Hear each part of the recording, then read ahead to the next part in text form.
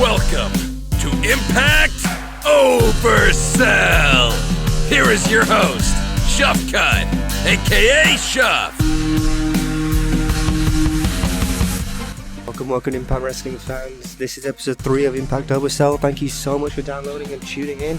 Special hello to those of you listening on the Impact Oversell YouTube channel, youtube.com/ImpactOversell. Thank you so much.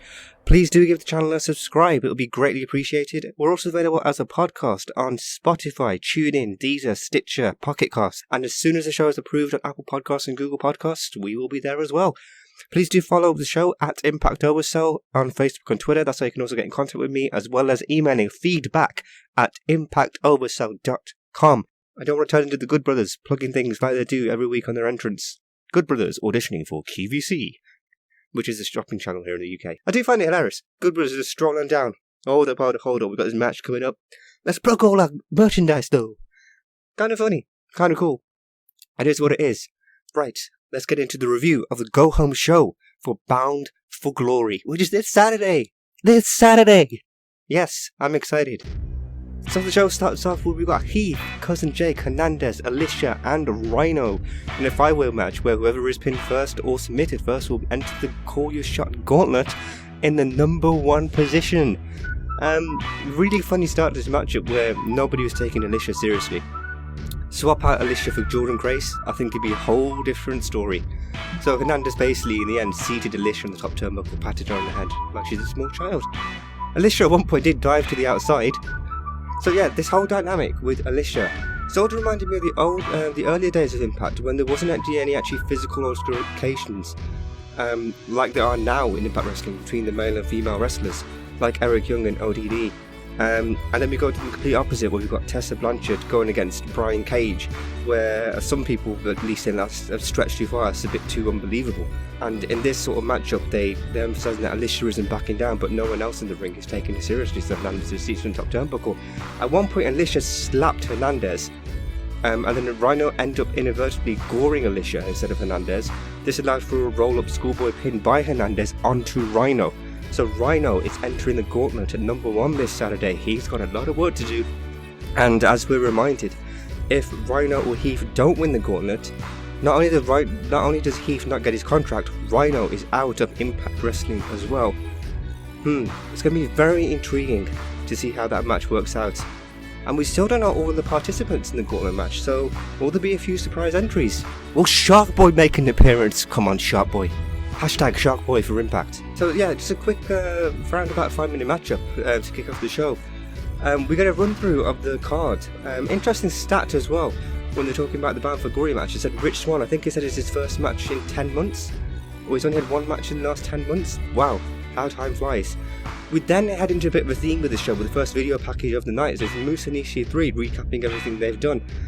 Jimmy Jacobs would then interviewed Moose, who clearly wasn't in the mood for being interviewed. I loved how Moose was behaving in this segment. And then Jimmy Jacobs gets kidnapped. These must be the guys that kidnapped Samoa Joe those years and years ago. They made a comeback with EC3 branding.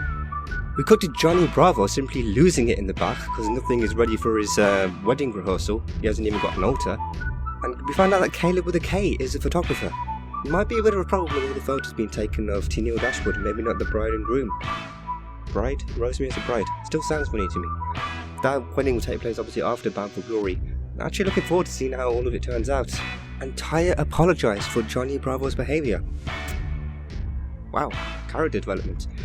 Moving on, Deonna Purrazzo, a great video package here that I loved, stating that Impact Wrestling was and is the place to be if you want to be taken seriously as a professional wrestler and a woman athlete. Really neat little package, and she highlighted the history of Bound for Glory, that you crumble under the pressure or rise above it, that she's got class, sophistication, elegance, and she can rise to the pressure at an event such as Bound for Glory. And Kylie Rae can't do that. Kylie has no strategy, no faith, no hope, no emotion, makes rash decisions. Look at how she's become unhinged. Even called the Impact the Knockouts Championship the most prestigious title in the company. Really enjoyed that video package, emphasising on the history and how much this match clearly means to Deonna Purrazzo. Next up we have Havoc versus Rosemary.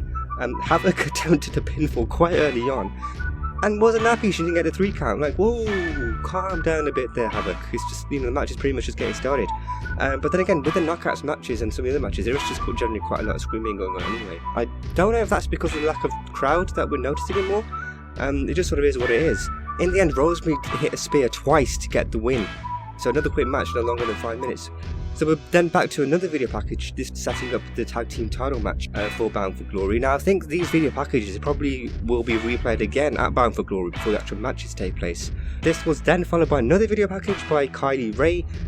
She's saying she's going to inspire the little girl who wants to be a wrestler, and when they see her win at Bound for Glory, they decide that's what they want to do. She's apologised, said sometimes anger gets the better of her, she takes full responsibility, and they never intentionally wants to hurt somebody, and Deonna made it personal when she broke Susie's arm.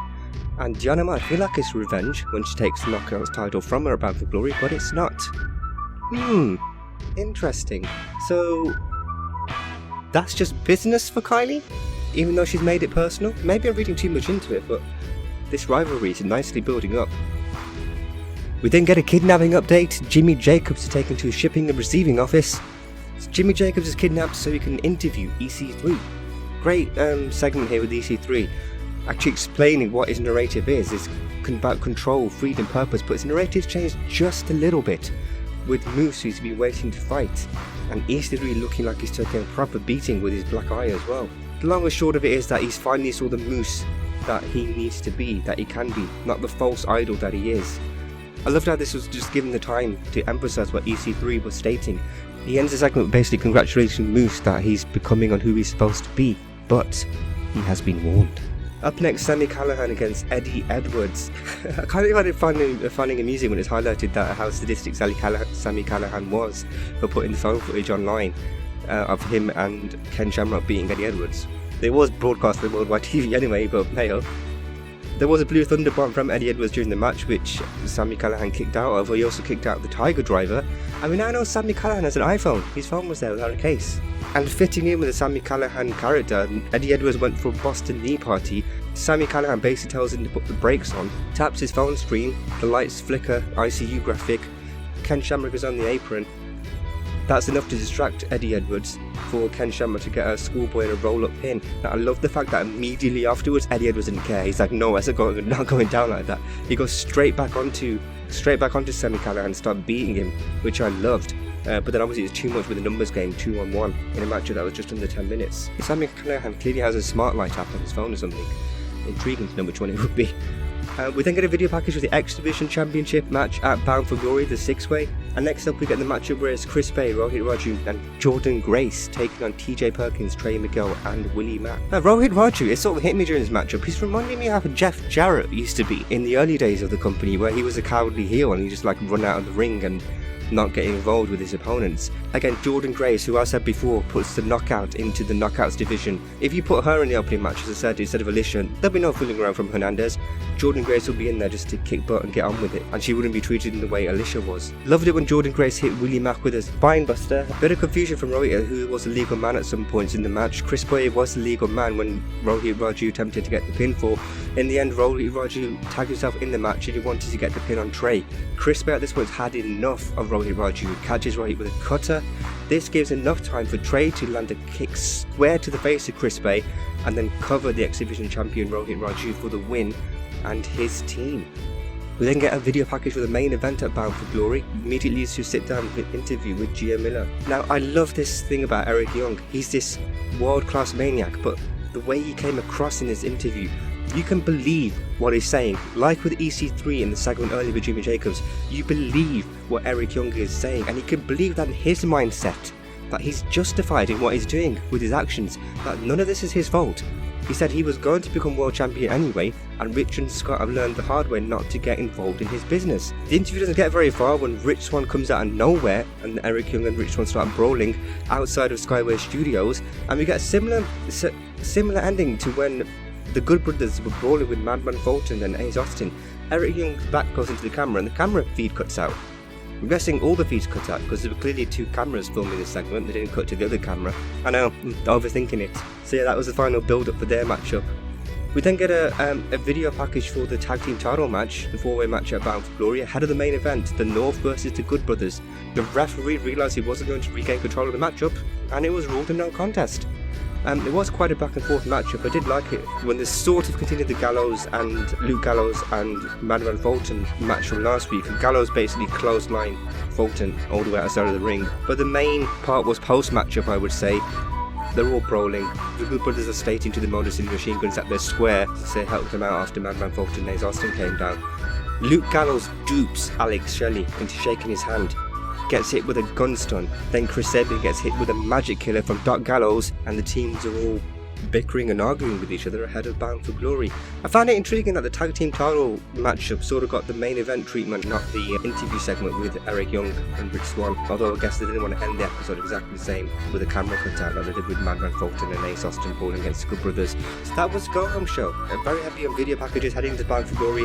I did expect a bit more from Rich Swann and Eric Young, but sort of what I see personally, Rich Swann and Eric Young, one-on-one in the ring, just both with microphones and with a stipulation where they can't touch each other until Bound for Glory, or the match is thrown out or something like that. But then again, maybe Eric would enough to break that rule. In more interaction between the two on the mic would have been cool, but then again, they did have the video packages where you had Rich Swann and Eric Young getting their points of view across as well, and you had Eric Young in the interview. That was the final hype for Bound for Glory. Bound for Glory is this Saturday. This episode gets a thumbs up from me. Again, your feedback on the show is welcome. Your feedback on your thoughts on Impact Wrestling is welcome. At Impact Oversell on Twitter and Facebook. Email feedback@impactoversell.com.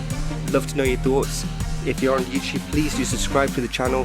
Thank you so much for tuning in, Impact Wrestling fans, and have a groovy day.